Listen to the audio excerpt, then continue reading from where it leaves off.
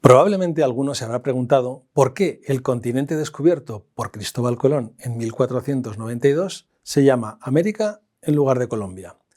Nadie pone en duda que el Estrecho de Magallanes lleve el nombre del marinero portugués que lo descubrió en 1520, cuando bordeaba el Nuevo Mundo para buscar una ruta alternativa a las Molucas.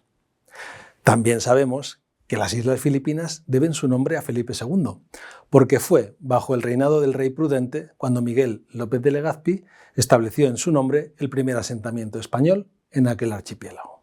¿Por qué entonces se puso al continente descubierto por Colón el nombre de un personaje llamado Américo Vespuccio? ¿Por qué aquel explorador florentino le acabó robando la gloria al hombre que logró la gesta de atravesar por primera vez el Océano Atlántico? La realidad, como veremos enseguida, es que el nombre de América responde a un cúmulo de errores históricos y nada tiene que ver con un plan malintencionado de Américo Vespuccio. Pero si les parece, empecemos por el principio con una pregunta básica. ¿Quién descubrió América? ¿Fue Cristóbal Colón el primer explorador en pisar el Nuevo Mundo? Pues la verdad es que si somos rigurosos, los primeros europeos que llegaron al nuevo continente fueron un grupo de vikingos procedentes de Groenlandia, liderados por Leif Erikson, y se asentaron en el norte de la isla de Terranova, en la actual Canadá, hacia el año 1000.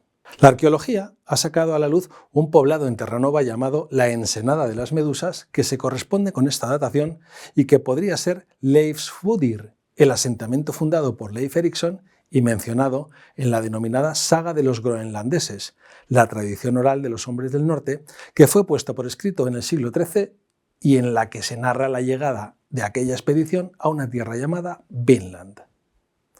Si esto es cierto y existen vestigios de tal asentamiento, ¿por qué América no lleva el nombre de Eriksonia? Pues por varios motivos. En primer lugar, porque aquel asentamiento fue enseguida abandonado y por tanto los vikingos no pasaron de allí ni llevaron a cabo una misión colonizadora en las nuevas tierras.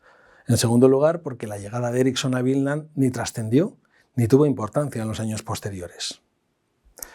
América siguió siendo la misma y no hubo ningún impacto cultural, político o económico. El Nuevo Mundo siguió siendo, durante los siguientes 500 años, un lugar completamente desconocido para la vieja Europa, hasta que el 12 de octubre de 1492 Cristóbal Colón desembarcó en una isla de las Bahamas que los indígenas llamaban Guanahaní y que, entre otras posibles candidatas, se cree que pudo ser la actual San Salvador. Hay que recordar que Colón hizo hasta 4 viajes de exploración del Nuevo Mundo, llegando en el tercero, en 1498, a la desembocadura del Orinoco, y en el último, entre 1502 y 1504, a las costas de América Central, bordeando el litoral de lo que hoy es Panamá, Costa Rica y Nicaragua. El problema es que el marinero genovés falleció en 1506 con el convencimiento de haber llegado a las Indias, a las costas de Japón y China, y a pesar de tocar tierra firme en 1498, nunca llegó a ser consciente de haber descubierto un continente. Es en esta idea donde se asientan los equívocos y los errores históricos que llevaron a que se pusiera el nombre de América al Nuevo Mundo. Repasemos este cúmulo de despropósitos. En el año 1503 comenzaron a circular en París y Florencia unas hojas impresas en latín escritas por un tal Albericus Vespucius, con el título de Mundus Novus. Se trataba de una carta escrita a Lorenzo de Médicis relatando un viaje que había realizado por el Océano Atlántico por encargo del rey de Portugal. Según cuenta el autor, el 7 de agosto de 1501, después de navegar hacia el oeste, llegaron hasta la costa de lo que hoy sería el norte de Brasil. En aquel momento no había constancia de que América fuera un continente, se desconocía su forma y extensión y desde luego se ignoraba que el norte y el sur estuvieran unidos por el Istmo de Panamá.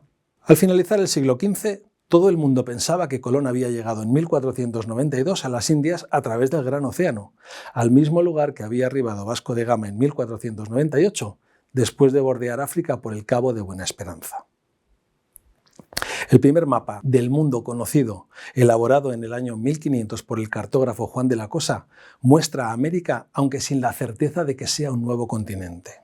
Albericus, sin embargo, sostiene en su Mundus Novus que ha llegado a una nueva tierra que no se corresponde con Asia y que supone ubicada entre Europa y el lejano continente del Gran Khan.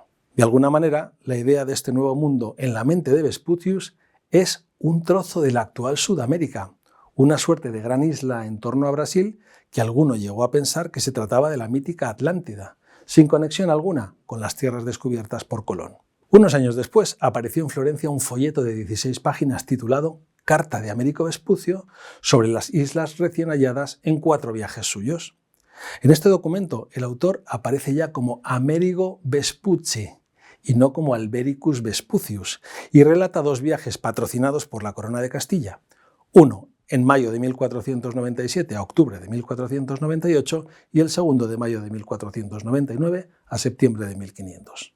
Menciona un tercer viaje que corresponde con la narración del Mundus Novus bajo bandera portuguesa de mayo de 1501 a octubre de 1502 y un cuarto también bajo pabellón portugués de mayo de 1503 a junio de 1504. Poco a poco continuaron sucediéndose nuevas publicaciones. En 1507 circula en Vicenza una antología de 126 páginas que contiene las principales expediciones de los últimos años, a saber, Vasco de Gama, Cabral, los 3 primeros viajes de Cristóbal Colón y el Mundus Novus de Vespuccio. Y aquí llega una primera fatalidad, ya que el impresor le da al libro el título Mundo Nuevo y Países Recién Descubiertos por Américo Vespuccio, que por sí solo da a entender que Vespuccio es quien ha descubierto y bautizado como Nuevo Mundo las tierras descritas. Pero para continuar tirando de la madeja, viajemos ahora a la localidad de Saint-Dié, perteneciente al Ducado de Lorena, cuando bajo el amparo de su soberano Renato II se decidió poner al día la Cosmografía de Ptolomeo, la obra hasta entonces más completa para entender el mundo conocido. Se trataba de completar el emblemático libro con las costas e islas recientemente descubiertas, y para ello su impulsor, Gauthier Lut, cuenta con Martin Batzimüller para las ilustraciones y grabados y con Matthias Ringmann para prologar la obra y retocar los textos latinos. Fue este último quien decidió que se incluyera la mencionada Carta de Américo Vespuccio, traducida al latín, como complemento idóneo a la obra clásica de Ptolomeo. Así, el 20 de abril de 1507 aparece publicada en 52 páginas la Cosmografía e Introductio, la obra de Ptolomeo con el añadido de Vespuccio, cuyo nombre vuelve a aparecer en el título al tiempo que se pierde cualquier referencia a Cristóbal Colón. El libro reconoce en su capítulo 5 a Américo Vespuccio como el descubridor de las nuevas tierras y Batzimüller en el 7, al mencionar la 4ª parte de la Tierra, la futura América, dice a modo de propuesta: puesto que Américo la descubrió, se la puede llamar de ahora en adelante América. El propio Batzimüller escribe la palabra América en el mapamundi que adjunta la obra, grabando para siempre a fuego el nombre del florentino en la historia. A todo esto, Américo Vespuccio nunca supo nada de semejante cúmulo de despropósitos que iba a hurtar a Cristóbal Colón el honor de dar su nombre al Nuevo Mundo. Conviene recordar que lo que se estaba nombrando como América era solo una tierra localizada sobre la costa norte de Brasil, nada que ver con un gigantesco continente que finalmente se extendería desde la península del Labrador en Canadá hasta la Patagonia argentina. De hecho, hasta hubiera tenido sentido que esa región concreta del norte de Brasil, y no todo el continente, se hubiese acabado llamando América, como reconocimiento a Vespuccio. La realidad es que no será hasta 1538 cuando el cartógrafo Mercator dibuje por primera vez el continente entero como una unidad y extienda el nombre de América a la totalidad del Nuevo Mundo, para terminar de redondear la gloria de Vespuccio. Desde entonces los mapas ya incluirán siempre la denominación de América. Cuando en 1512 se llevó a cabo en Sevilla el discreto entierro de Américo Vespuccio, que había llegado a convertirse en piloto mayor de la Casa de la Contratación, nadie tenía la menor idea de que se trataba del hombre que, sin quererlo ni saberlo, había dado su nombre al Nuevo Mundo.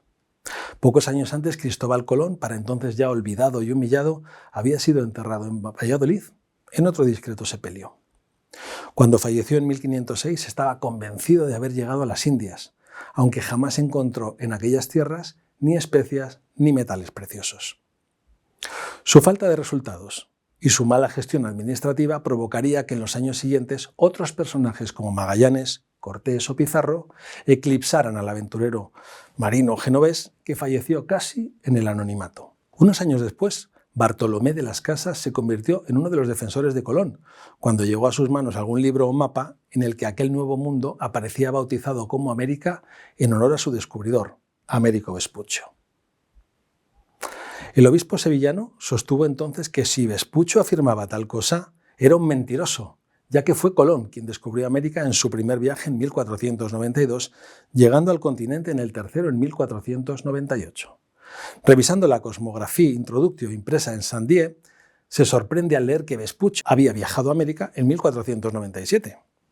En cierto modo, esta era la baza para afirmar que fue el primero, si no en llegar a América, sí al continente. Para de las Casas, el primer viaje de Vespucci fue el de 1499, capitaneado por Alonso de Ojeda, en el que llegó a las costas de Venezuela. Poco después, Antonio de Herrera corroborará este apunte del fraile dominico. La falsedad del primer viaje puso entonces en entredicho la intencionalidad de Américo Vespucci y entrado el siglo XVII pareció volver a resurgir la figura de Colón. La realidad es que ni Colón ni Vespucci sospecharon jamás que habían llegado a un vasto continente. Y además, en una carta del primero a su hijo Diego, escrita en 1505, poco antes de morir, habla de su relación afable con el segundo, desterrando cualquier tipo de rivalidad entre ambos. Según algunos investigadores, el error de la fecha de 1497 pudo deberse a que el editor de carta de Américo Vespucci sobre las islas recién descubiertas, halladas en 4 viajes suyos, quiso estirar el material de Vespucci, descomponiendo el informe del viaje de 1499 en 2 periplos independientes.